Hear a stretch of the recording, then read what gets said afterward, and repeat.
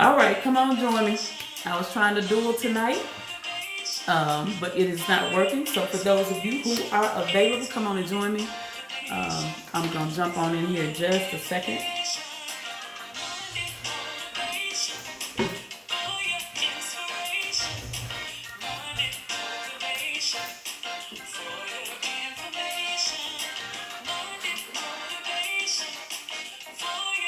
We're having some technical difficulties on the other platform, so we will get that tightened up at a different time. All right. Well, happy Monday to you. I hope you've had a wonderful day wherever you are in the world. I hope it's been an amazing Monday for you. Um, last week I talked about, or the last couple of weeks, I've been talking about change, been talking about thinking, different types of thinking, and grab my notes from last week. Engaging in a different way of thinking so that we can function in the season we're in and for the purpose that we walk in. And I tell you, yesterday there was a message preached by Pastor Terrell Fletcher, and it was phenomenal. And it was amazing because he talked about seasons of decisions. And, I talked about a couple of weeks ago, I talked about change and how change is, number one, is not automatic. You have to be intentional about making changes in your life, for your life. And if you're going to go to another level in your life, and if you have a trajectory for success and progression, it's necessary that you make changes. And so you have to prepare your mind for that. And you have to be very intentional about what it is that you do on the path to making those changes. I talked about the fact that change is difficult because we have all of these, and it was so very impactful to me and to my spirit because when he talked about the fact that we can have victory, but we'll speak defeat. And it's because we've been so conditioned to a mindset, and some of that is traditional, some of it is just passed down, and we don't take the time as individuals to really engage in the process of evolving and learning.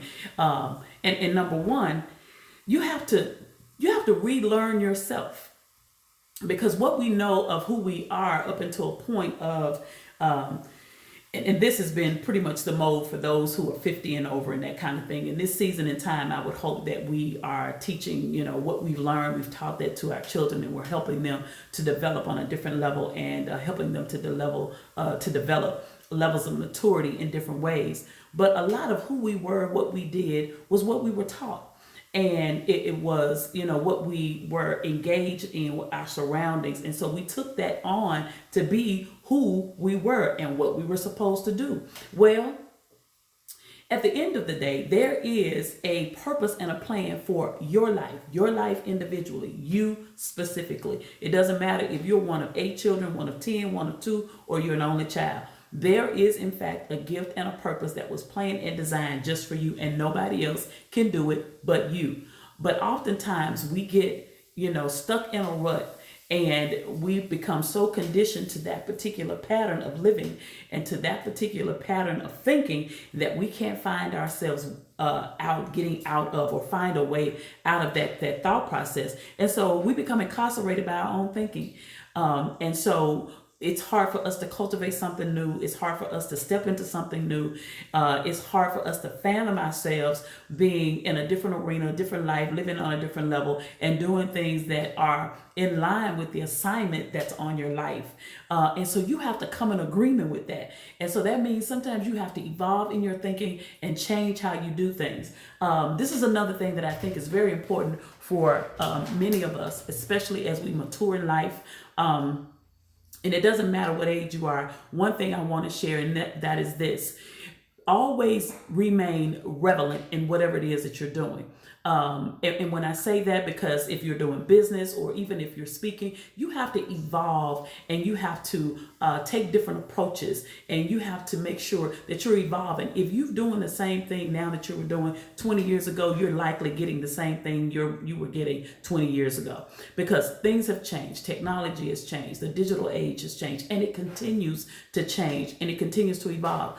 Many of those things, that occur, some of those things may not be directly impactful to you, but at the end of the day, you need to be able to function, and you need to be able to be on a path whereas you can continue to grow and excel and develop and do the things that you've been called to do. And so, for this season, you've got to make sure that you are in a position of thinking differently and being open for change.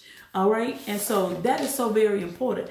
And we can have, it's just like he said, you can have victory, but you'll speak defeat. And so basically, in that particular story, they had gone to the promised land and that kind of thing, and saw where it flowed with milk and honey and all the things that they had the opportunity to have. But at the end of the day, hey, Linda, at the end of the day, they were telling Moses, we can't do this.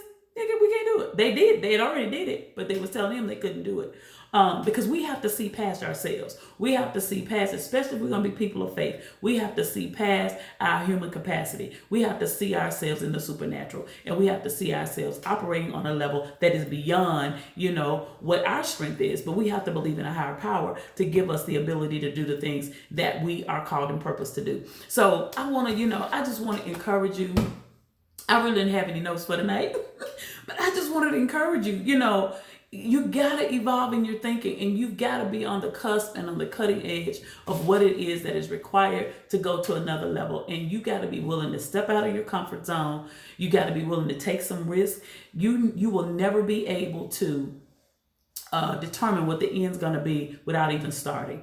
And we don't ever know what the middle is going to be. And so I talk about revelation and manifestation, where it's the stuff in the middle that we have to work. So that may mean going to school. That may mean taking some courses, or that may mean spending some time investing in watching tutorials that will teach you certain things about your craft and what it is that you desire to do. It may require you reading more, because I'm telling you, if you invest time in learning and equipping yourselves, you will be surprised at the things that you are able to develop just on your own by investing time before you even invest any money. And so it's so important that, we take the opportunity to continue to learn. You have to be a continual learner, especially in this season of life. And you got to know, and I think I talked about seasons once before. And one of the things that I talked about relative to seasons is that it doesn't matter what age you are. It doesn't matter where you live. It doesn't matter what you do, what your profession is, what your vocation is,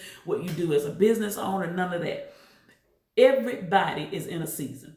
Either you just came out of a season, or you're getting ready to go into a season, or you're being prepared for a season.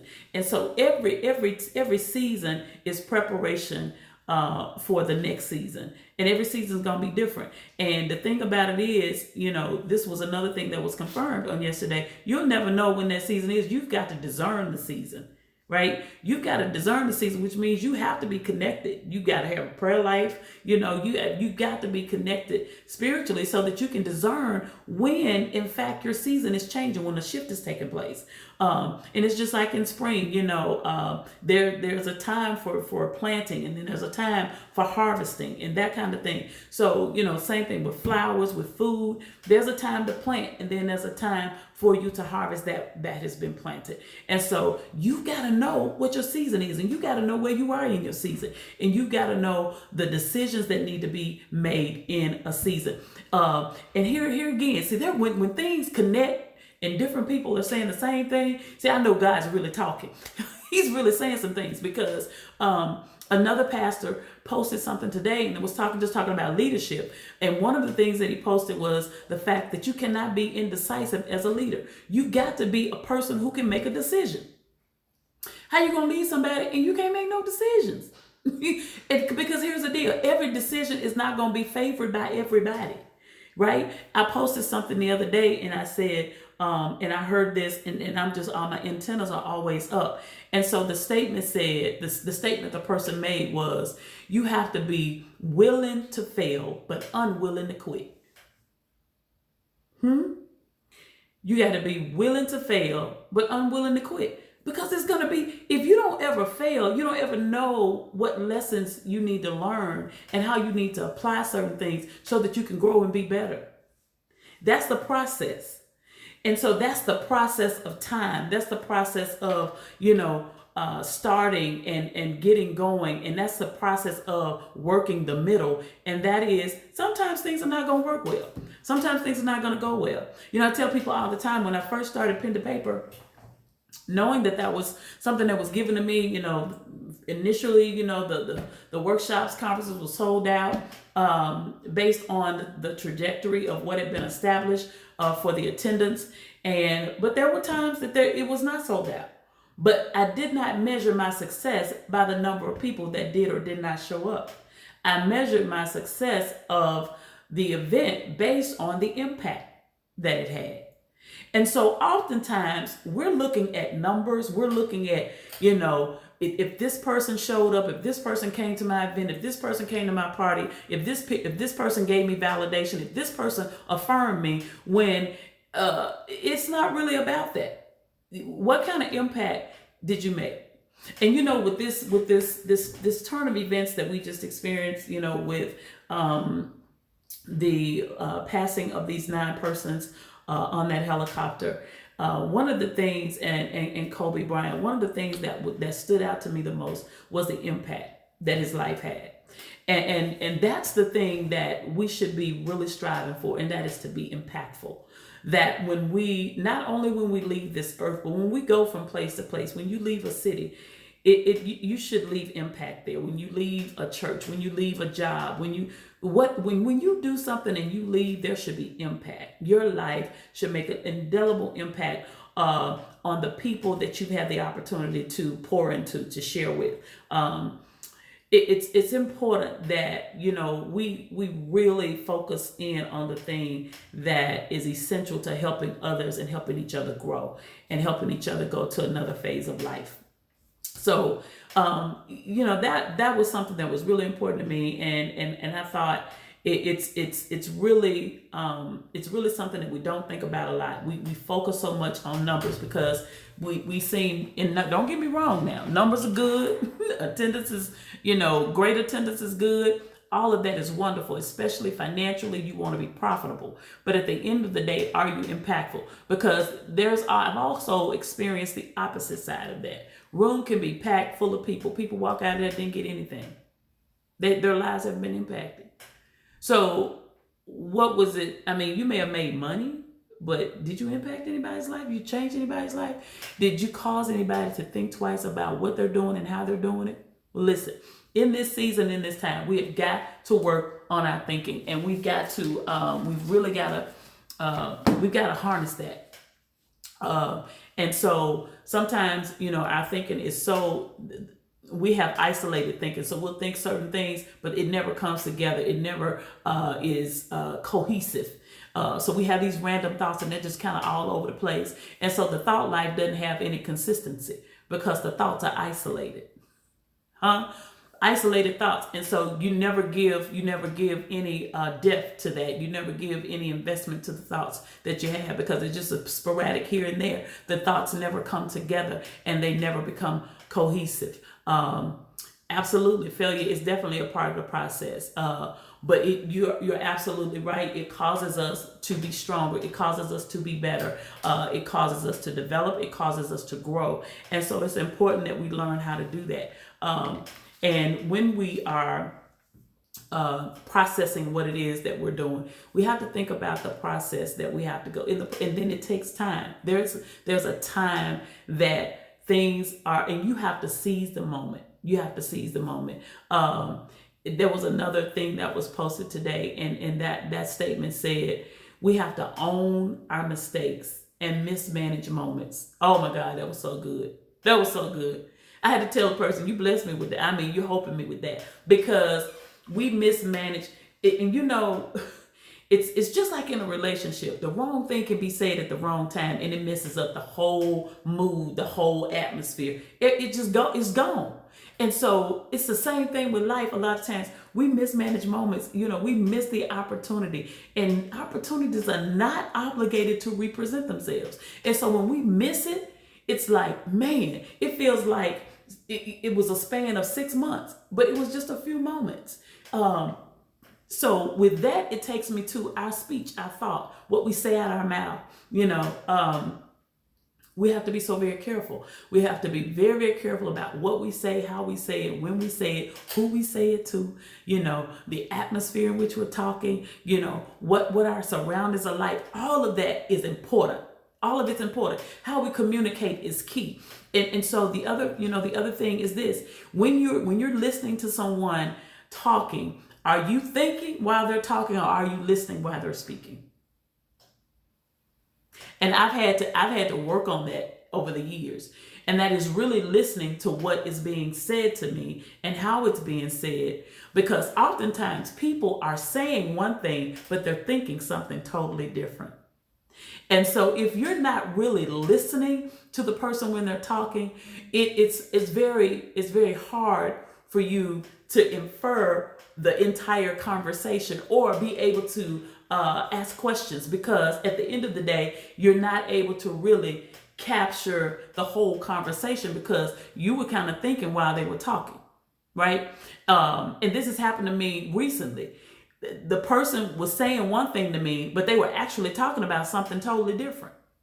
And so in listening, I heard what they didn't say, right? Because I was listening to what they were saying. And so in trying to really capture what was being said to me, I had to bring in something else that wasn't being said to really make it make sense. And so our communication is so very important, because oftentimes there's nonverbal communication going on in verbal conversations, and you don't even realize it. And so we just have to slow it down a little bit.